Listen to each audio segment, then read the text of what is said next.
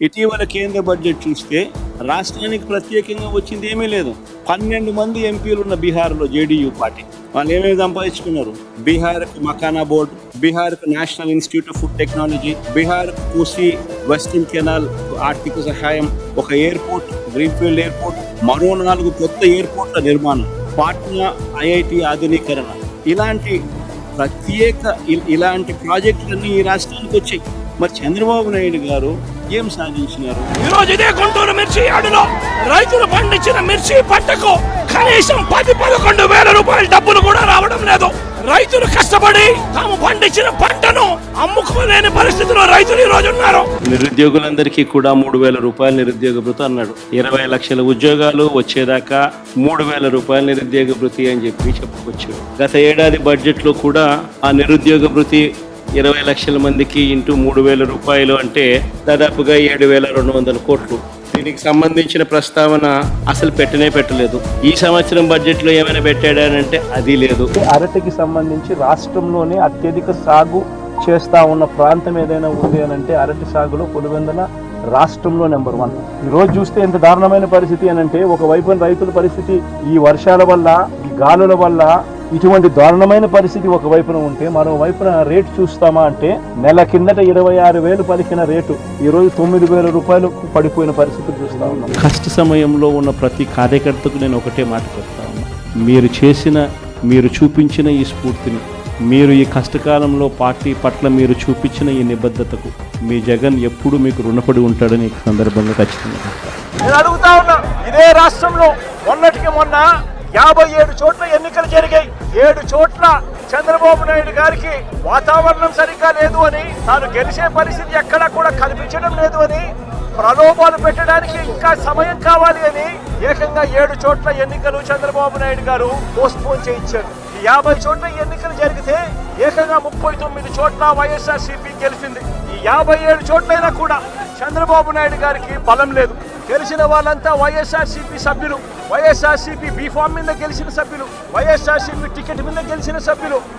మరి ఇలాంటి చోట చంద్రబాబు నాయుడు గారికి బలం లేదని తెలిసి ఎందుకు చంద్రబాబు నాయుడు గారు హింసను ప్రోత్సహిస్తూ, ప్రలోభాలను ప్రోత్సహిస్తూ, భయపెట్టిస్తూ, పోలీసులను తన దగ్గర పనిచేసే వాచ్మెన్ల కన్నా హీనంగా కూడా వాడుకుంటూ ఎందుకు చంద్రబాబు నాయుడు గారు దిగజారిన రాజకీయాలు ఎందుకు చేస్తా ఉన్నారు? చంద్రబాబు నాయుడు గారిని అడుగుతా ఉన్నా. విశాఖపట్నం లాంటి పెద్ద నగరాల్లో ఏం చేస్తా ఉన్నారు? రూపాయికి ఇడ్లీ వస్తుందో లేదో నాకు తెలియదు, కానీ రూపాయికి చంద్రబాబు నాయుడు గారి హయాంలో తన బినామీలకు మాత్రం 3,000 కోట్ల రూపాయల భూములు మాత్రం ఇస్తారు. ఈ టేబుల్ను ఒక 10 నిమిషాలు అట్టే పెడతా, 5 నిమిషాలు పెడతా. అందరూ చూడండి టేబుల్. 2018 నుంచి 2019 మధ్య చంద్రబాబు చివరి సంవత్సరం 3,84,00,000 కోట్ల 3.84 కోట్ల కేసులు లిక్కర్ అమ్మకాలు జరిగితే, బేర్ అమ్మకాలు 2.77 కోట్ల కేసులు. ఆ 5 సంవత్సరాల చంద్రబాబు నాయుడు గారి పాలనను ఒకసారి చూడండి. 2014 నుంచి 2019 దాకా లిక్కర్ సేల్స్ ఎలా ప్రతి సంవత్సరం పెంచుకుంటూ పోయాడో ఒకసారి గమనించండి. అమ్మకాలు ఇలా పెరగడం వల్ల ఈ లిక్కర్ కంపెనీలకు లాభాలు పెరిగి ఈ పెద్ద మనిషికి లంచాలు ఇచ్చే పరిస్థితి ఉత్పన్నమవుతుంది. అదే ఒకసారి 2019 నుంచి 24 చూడండి. ఒకసారి మద్యం అమ్మకాలు ఎలా తగ్గాయో ఒకసారి చూడండి.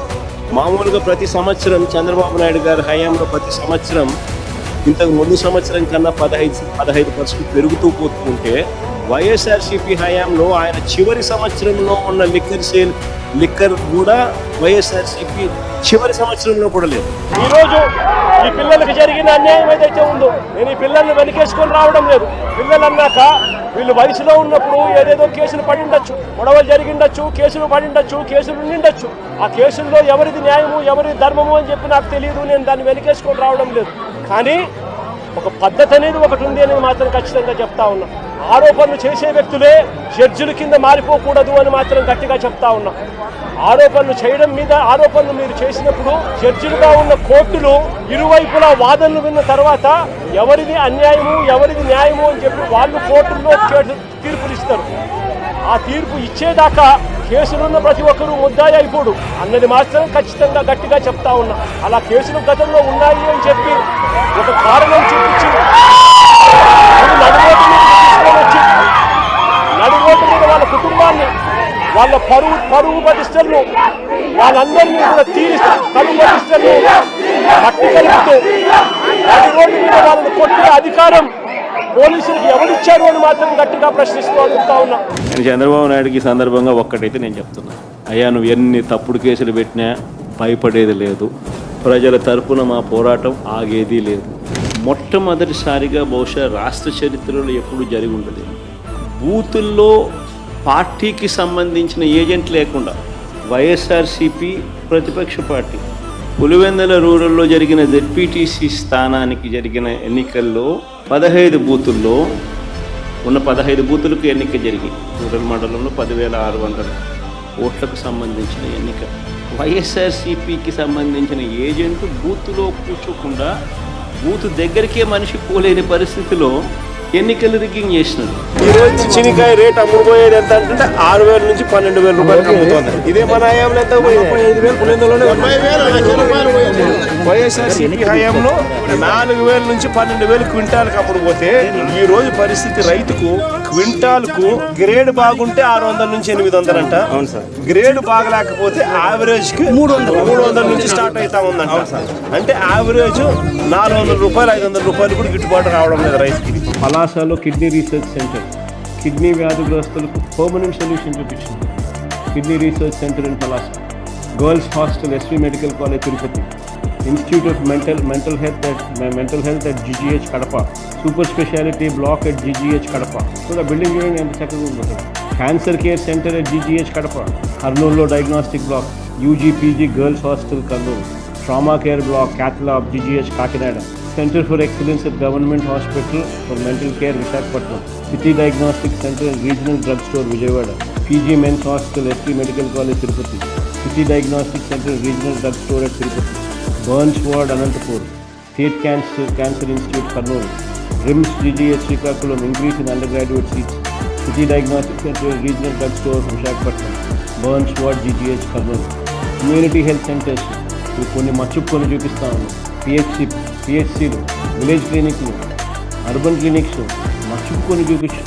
మేము చెప్పుకోవడం మా చేత కాదు. మా పాపం ఇలా డబ్బు ఆశ అన్నది ఏ స్థాయికి వెళ్ళిపోయింది అని అంటే, చివరికి ప్రజలు ఏమి తాగినా పర్వాలేదు, ప్రజలు చనిపోయినా పర్వాలేదు, మా జోబీలలో డబ్బులు ఇంకా ఎక్కువ రావాలి అన్న తలంపులే మోస్ట్ డేంజరస్ పరిస్థితి. కల్తీ మద్యం కుటీర పరిశ్రమలుగా ఏకంగా వీళ్ళు కల్తీ మద్యం తయారు చేసే ఫ్యాక్టరీలు పెట్టి చేసేసి వీళ్ళే క్వాలిటీ లేని లిక్కర్ను. ఆశ్చర్యం కలిగించే విషయం ఏంటంటే ప్రతి 4-5 బాటిళ్లలో ఒక బాటిల్ కల్తీ బాటిల్. ఆశ్చర్యం కలిగించే విషయాలు ఏమిటో తెలుసా? కొత్త గవర్నమెంట్ మెడికల్ కాలేజీను ప్రైవేట్ పరం చేయడం ఒక స్కామ్ అయితే, ఆ కాలేజీలు తీసుకున్న వారికి ఒక పెద్ద బొనాంజా ఇచ్చినాడు, అది ఇంకో పెద్ద స్కామ్. అదేందో తెలుసా? ఈ కాలేజీలు ప్రైవేట్ పరం అయ్యాక అందులో పనిచేస్తా ఉన్న సిబ్బందికి గవర్నమెంట్ జీతాలు ఇస్తాడంట. ఒక్కో టీచింగ్ హాస్పిటల్లో మామూలుగా నెలకు ఒక 550 బెడ్ హాస్పిటల్ 550 బెడ్ హాస్పిటల్ ఎంత ఖర్చు అవుతుంది అని చెప్పి చూస్తే approximately 5 to 6 crores per month ఖర్చు అవుతుంది సాలరీస్. అంటే సంవత్సరానికి 60-70 కోట్లు, 2 ఏళ్లకు 140 కోట్లు ఈయన ఇస్తున్నాడు. అంటే ఆశ్చర్యం ఏంటంటే ఇది గవర్నమెంట్ భూమి, గవర్నమెంట్ బిల్డింగులు, గవర్నమెంట్ స్టాఫ్, గవర్నమెంట్ జీతాలు, కానీ ఓనర్స్ ఏమో ప్రైవేట్ వాళ్ళు. రాష్ట్ర ప్రభుత్వాలు దేశంలో అన్ని చోట్ల కూడా ఎందుకు స్కూళ్ళు నడుపుతాయి? ఎందుకు రాష్ట్ర ప్రభుత్వాలు హాస్పిటల్ నడుపుతాయి? ఎందుకు ఆర్టీసీ బస్సులు నడుపుతాయి? ఎందుకు పోలీసులు రాష్ట్ర ప్రభుత్వం ఎందుకు నడుపుతుంది? ఎప్పుడైనా ఆలోచన చేశారా?